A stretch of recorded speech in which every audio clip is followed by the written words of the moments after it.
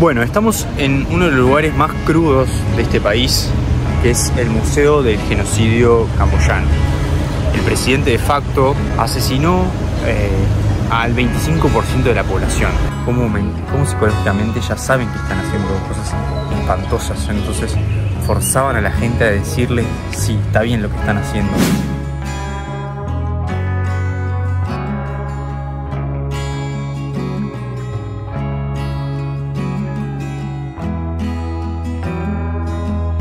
Bueno, pudimos pasar la frontera. Opa, estos pelos. No hubo ningún problema, más que nada tardamos mucho en Vietnam por el hecho... Uy, mirá. Tardamos mucho en Vietnam por el hecho de que ¿se acuerdan que Mili se había confundido con la fecha? El militar que estaba en la aduana decía, no entendía nada. Y con razón, porque le muestras un papel que tenías a partir del 16 y entraste el 15, o sea. Pero bueno, nada, se solucionó. En Camboya después, muy fácil, con la e-visa de la página oficial, aprobada ahí el escáner, hicimos un proceso ahí un poquito más burocrático que claramente la gente que no necesita visa, pero nada, sin problemas todo. Así que bueno, estamos en Camboya.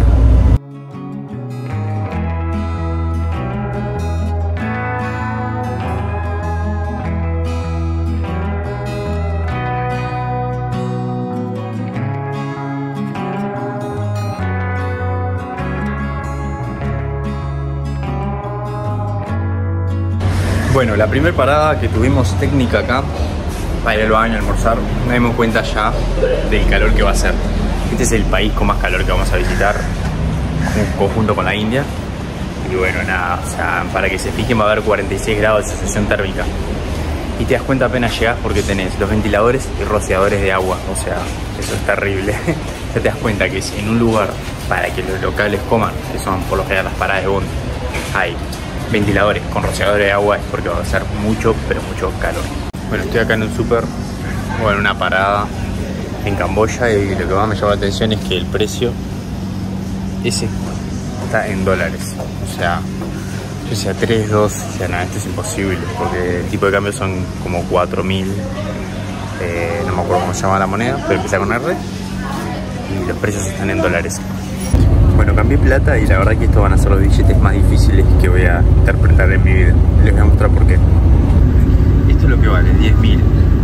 Que son... $1 son 4.000, o sea, estos son $2 y algo. Pero tiene esto acá, que lo tienen todos los billetes.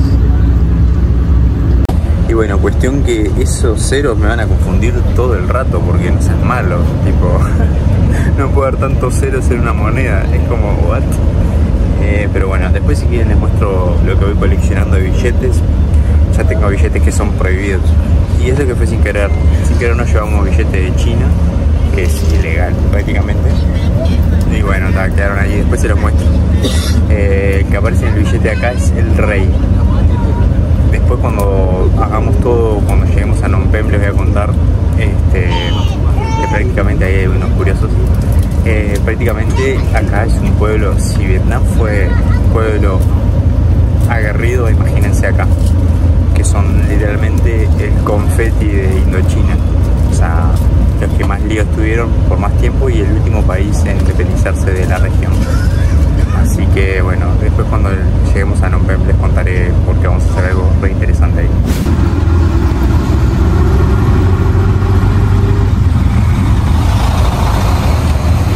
Una mañana nueva en Phnom Penh y la primera, y les voy a mostrar enfrente de dónde está nuestro hotel. Fue de casualidad, ¿no? Pero estamos enfrente al Palacio Real de acá de Camboya, ¿no? Para los que no saben, Camboya es una monarquía constitucional que tiene primer ministro y también tiene rey. Y el rey, supuestamente, eso que está enfrente mío, que se les voy a estar mostrando, es el palacio. Solo que se puede ver de afuera, pero bueno, es muy interesante, ¿no? Ese es el palacio. La verdad es que no tenemos mucha idea cómo es la movida, pero esa placita, y bueno, allá está la bandera de Camboya, allá está la Rambla, tiene una especie de rambla en el río, un río muy importante que después le voy a estar comentando, y bueno, ese es el Palacio Real.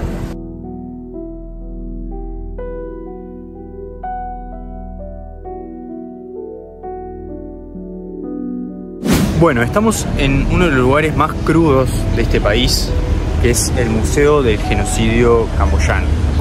¿A qué me estoy refiriendo? Bueno, es un periodo de tiempo en el que el presidente de facto de los Gémeres Rojos, que era el partido maoísta de este país, que después le voy a contar un poco cómo llegó al poder, asesinó al 25% de la población, es decir, a casi 2.5 millones de camboyanos, incluyendo a los intelectuales y a todos los burgueses que él consideraba enemigos del Estado. Este es uno de los genocidios más grandes del mundo. Claramente la Segunda Guerra Mundial es uno de los mayores. Tenemos genocidios como el armenio, y este es muy interesante y muy crudo por lo que sucedió en este país, que era el país de los países más pobres de la Indochina.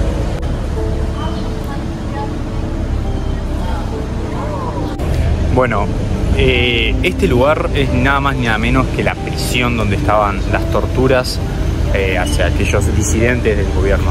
Lo que tengo acá enfrente son las tumbas de los últimos 14 prisioneros cuando se terminó el régimen de Pol Pot. ¿Qué fue el régimen de Pol Pot? Bueno, en 1975, en contexto de guerra civil, tanto la guerra de Vietnam como acá contra los franceses, el ejército de los Gémeres Rojos tomó Phnom Penh y mandó a todos sus ciudadanos hacia afuera de la ciudad. ¿Por qué? Porque la ideología de Pol Pot era de corte maoísta, que es un comunismo agrario, pero este iba a ser mucho más forzoso que el que fue el de Mao. Si vemos acá atrás, vemos todo el alambre de púas. Esto donde estoy es un colegio, era un colegio antes de transformarse en esta cárcel. Nada, traían a la gente y claramente nunca salían y faltaron 2 días después de que se disolvió este régimen, 3 años después de asumir, casi 4, para que descubrieran. Y descubrieron a 14 personas irreconocibles, las que las enterraron acá en este cementerio que van a ver a continuación. ¿Cómo se terminó esto? Básicamente les adelanto que una vez que Vietnam, la República Socialista de Vietnam, gana la guerra contra Estados Unidos, bueno, conjunto con unos soldados claramente en contra de este régimen de Camboya, tomaron Phnom Penh para terminar lo que era esta democracia. Se llamaba la Kampuchea Democrática y pasó a llamarse la Kampuchea Popular Democrática, expulsando así a los Gémeres Rojos a las afueras, a la frontera con Tailandia, y que eso después le vamos a seguir. Pero antes les quiero mostrar las alambres de púas y el cementerio que hay. Estas son las últimas 14 tumbas. Esto es una inscripción que dice básicamente que esto es historia de la humanidad para que no se repita. Ahí está el alambre de púas. Y este es el edificio número A, en el que antes era un colegio. Si ven, arriba tiene los respiradores, abajo se los taparon. Y es bastante crudo, así que nada, voy a tratar de relatarles un poco lo que veo y nada.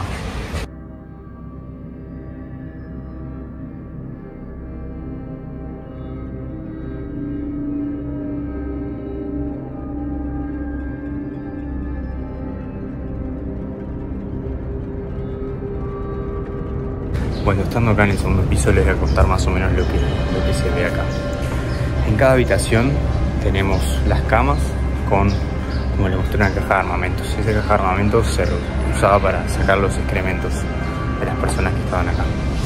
Es durísimo porque dentro de cada habitación hay una foto de cómo se encontraron a los prisioneros, a los 14 prisioneros que quedaron, digamos. Es durísimo, ¿no? Porque además cuentan cómo secuestraban y todavía hubieron, creo que muy poquitos sobrevivientes que pudieron contar la historia.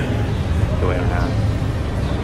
La mayoría que venía acá eran empleados del régimen anterior, del Luol Neng, que era el títere que había puesto Estados Unidos, que por supuesto que era un poco corrupto, así que nada, era como todo medio justificado. Acá tenemos ropa que tenían los prisioneros. Nada, increíble, estos son calzoncillos. Se hizo una exhibición de la cantidad de ropa que se descartaba, ¿no? Porque en un lugar iba a parar, y en 1980 se hicieron esas exhibiciones para que la gente pueda verlo.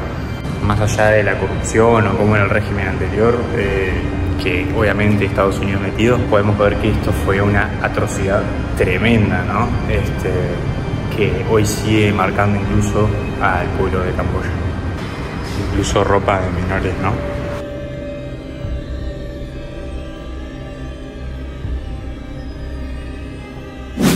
Cada habitación tiene la lista de algunas de las personas que pudieron, porque recuperaron registro de que estaban en cada una de estas habitaciones detenidos. Bueno, esto que está acá antes era como una especie de columpio y actividades para los niños. Después se utilizaba para torturas.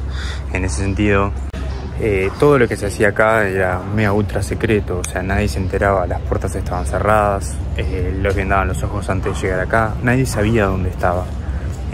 Y bueno, básicamente le ataban los brazos, lo subían allá como esposado, que eso te disloca todos los hombros, y cuando se desmayaban le metían la cabeza en esos baldes, en esos tarros llenos de, digamos, de excremento y agua sucia.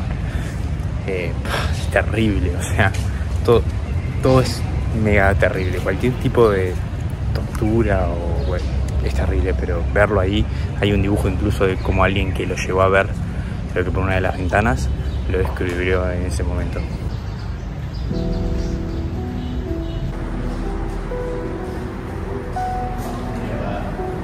Bueno, esto era lo que yo les decía, ¿no? Este que vamos a ver ahora es Pol Pot, que fue el líder de los Gemelos Rojos cuando toman acá el poder en 1975. El que está abajo le decían Dutch, y es el que condujo esta prisión y todas las operativas de torturas, etc. Como podemos ver, no solamente atacaban a civiles, sino también dentro de su propio partido. Acá estaba el ministro de Comercio, que traído acá también a esta cárcel, y se dice que después de 3 años en el poder, solamente la persecución y la paranoia fue tal que solamente quedaron el 25% de los partidarios, porque se perseguían entre ellos, fingían traiciones, etc. Así que se eliminaron entre ellos. Podemos ver también como en estas fotos se están dando la bienvenida al ejército del Gemer Rojo por un simple hecho de que el régimen de Estados Unidos acá se llamó la guerra secreta, o sea, se bombardeaba a más no poder y se le han tirado más bombas que la Segunda Guerra Mundial. Por eso la gente los recibe alegremente.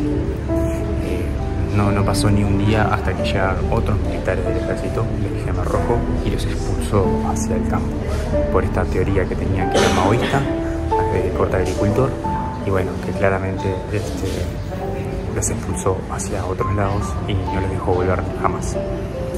Otra cosa que se hacía cuando llegaban a estas instalaciones era sacarles la ropa para que no les quede más dignidad, porque lo último que tenían era la ropa y los desnudaban incluso. Y por eso cuando en 1979 expulsó a los Gemelos Rojos, se les quitó la ropa esa negra que están viendo como una bufanda, que era la ropa que utilizaban los líderes de estas atrocidades. Como ven, los rostros de estas personas ni siquiera son adultos, son niños. Todos estos eran empleados o partidarios de los Gemelos Rojos. Reclutaban claramente adolescentes y gente muy joven. Es bastante impresionante ver los rostros que nos llegan a los 15 años. La economía acá se basaba en la agricultura, como se les dice. ¿Qué pasaba? Se les obligaba a cosechar 3 toneladas de arroz por hectárea a todos los ciudadanos, los que ya trabajaban en el campo y los que venían de la ciudad. ¿Cuál es el problema? Que ni ellos ni los gobernantes sabían cómo cultivar arroz. Entonces eso claramente era un problema. Había niños trabajando, todas condiciones de servidumbre espantosas. Y además, incluso si agarraban un mango de un árbol, se consideraba que le estaban robando al régimen y podían ser incluso ejecutados. Así que esas eran las condiciones en las que vivían en el campo una vez que fueron expulsados de la ciudad. Wow, esto es demasiado fuerte. Bueno, seguí caminando un poco por allá adentro. Llegamos a la parte que no se puede filmar porque son las fotos propiamente dicho, tipo de los prisioneros. Hay como 2 o 3 salones llenos de fotografías de las que se recuperaron, porque como ya les conté, cuando perdieron y se acabó el régimen en 1979, quemaron todos los archivos. Las pocas fotografías que se recuperaron fueron encontrando por ahí, así que imagínense la cantidad de gente que pasó por acá y que no tienen ni foto. La verdad que es muy fuerte porque claramente esto no iba a terminar bien jamás. Me hace acordar mucho a la historia de la Segunda Guerra Mundial en Europa, ¿no? Torturas, todo un poco. Incluso el tema es que habían incluso matado a todos sus intelectuales, a sus científicos, a sus doctores. Entonces, cuando los iban a curar a veces se morían. Wow, es muy fuerte. Como no había más doctores, los pocos que no sabían ni hacer una inyección, muchos ponían agua con sal, hacían vitamina C, que era con vinagre, azúcar y agua, o sea, cualquier cosa hicieron. Realmente cualquier cosa que es propio de una demencia colectiva, sin escrúpulos. Sinceramente, como que uno no puede creer que hayan pasado este tipo de cosas. A nadie se le ocurre que esto pueda ser posible, ¿no? Y además todo el fallido intento de poner a Pol Pot como un líder, ¿no? Como Mao Zedong fue en China, que fue totalmente fallido porque nadie lo conocía, la información no llegaba, eliminaron a demasiada gente. Entonces, nada, como que era todo un sinsentido que, bueno, esto terminó cuando llegaron los de Vietnam, ¿no? Que no solo pasaba con gente de acá de Camboya, sino que, por ejemplo, de un neozelandés con su amigo inglés que estaban dando la vuelta al mundo en barco, y cuando llegaron a aguas camboyanas lo torturaron, lo atraparon y lo terminaron dando acá en esta cárcel. En su confesión incluso ponía que su líder era el coronel Kentucky McChicken, o sea, y lo aceptaban. Ellos nada más querían justificar sus actos. Como psicológicamente ya saben que están haciendo cosas espantosas, entonces forzaban a la gente a decirle, sí, está bien lo que están haciendo, no, yo soy el enemigo. Eso es lo que más me llama la atención, ¿no? Como en su mente ya sabían que estaban haciendo, no el mal, tremendo mal, pero incluso sabiéndolo necesitaban una justificación, necesitaban un reconocimiento de la persona que estaban afectando, que les diga, sí, tú tenés razón. Y eso me hace pirar, porque el poder de la mente es tremendo. O sea, tremendo como, incluso sabiendo que estaban haciendo mal, es que no me causa de repetirlo, porque esos evidentemente necesitaban una razón, una justificación, porque no la encontraban por ningún lado. Bueno, esta parte que es el módulo C, vemos que todavía no le sacaron el alambre de púas que rodeaba este edificio. Ni acá, ni arriba, ni en ningún lado. El edificio C está prácticamente sin tocar. Tiene acondicionamiento para que veamos realmente cómo eran las celdas y cómo estaba construida. Porque ya estoy viendo ahí cómo se construyó así nomás. Un ticholo ahí, un poco de cemento y se terminó. Miren la puerta acá. No. Unas maderas, un alambre de púa y fue. Bueno, escuché que pusieron estas rejas porque en un momento uno se tiró del tercer piso para evitar todas las torturas, y a partir de ahí empezaban a buscar todas formas para que no puedan tener la posibilidad ni siquiera de decidir su propio destino, ¿no? Sino que lo tienen que decidir propiamente estos individuos. Es terrible. Estas son las celdas individuales. Miren la construcción, así nomás.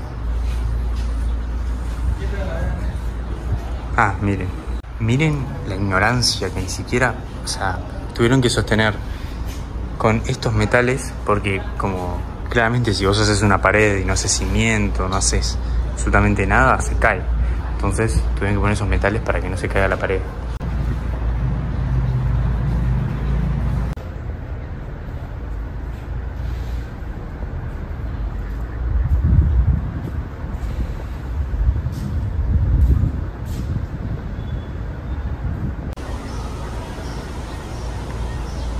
Bueno, acá estoy en el segundo piso, que eran las cárceles para más personas.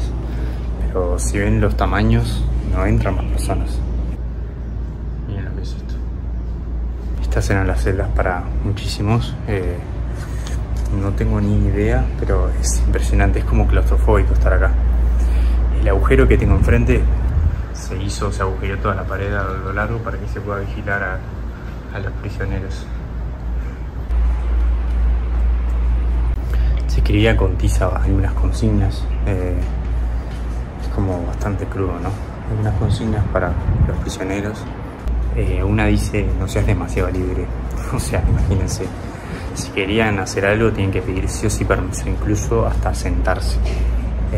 Pedir permiso para sentarse. Si se movían de noche y hacían un ruido, les pegaban. O sea, terrible.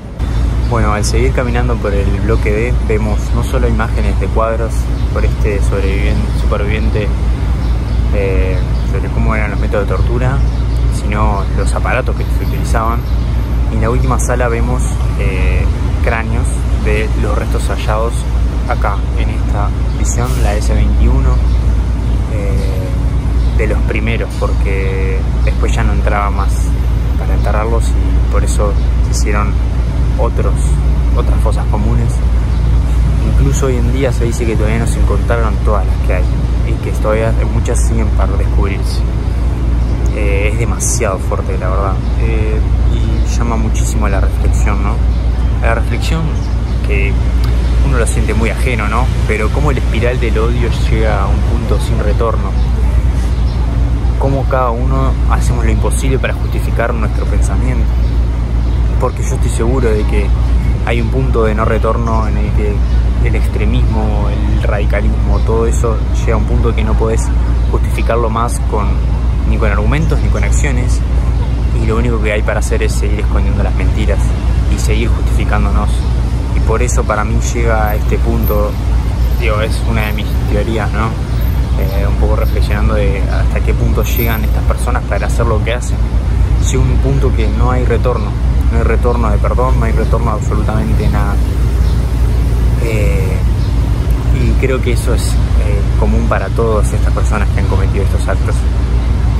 Es tanto la necesidad de justificarse que llegan al punto que llegan a documentar, porque no entiendo por qué documentan estas atrocidades. Ellos saben que estaban mal y que estaban haciendo cosas horroríficas, pero es tanto el punto de la justificación que incluso necesitan testimonios. Eso es algo que literalmente me explotó la cabeza. Bueno, nada, muy interesante. Todavía me queda un punto más por escuchar, que es el final. Pero bueno, este lugar, la verdad es que yo sabía que existía esto, no sabía cuál había sido la magnitud. Y bueno, nada, como un dato así particular, en el 79 Vietnam invade Phnom Penh, se retoma el control acá con un poco de normalidad, pero aunque no lo crean, la ONU, Estados Unidos, Reino Unido siguió reconociendo a los Khmeres rojos bajo el liderazgo de Pol Pot como el principal líder de Camboya. Eran los que iban a las comisiones internacionales a representar al país, entre otras cosas. ¿Por qué? Porque como de este lado en Vietnam todavía había parte de la Guerra Fría, no querían reconocer la derrota, siguieron ya conocido que había sucedido acá, porque estamos hablando que este museo se abrió en 1980, siguieron reconociendo a los Khmeres rojos hasta 1991. Eso es algo que no lo voy a poder entender, y nadie lo va a poder entender, porque realmente es paupérrimo, es tétrico. Y después se llenan la boca hablando de las leyes internacionales y dando ejemplos de cómo hay que hacer las cosas, cuando en realidad son todos artificios políticos. Y bueno, nada, la verdad es que eso me dejó como no sé si enojado es la palabra, porque no me voy a enojar, pero sino que es como llegas a un punto que decís, bueno, no confío en más nada, sino en mis propios instintos, y bueno, respetemos las leyes, pero no creamos en ellas. Bueno, y en la última etapa se realizaron los juicios.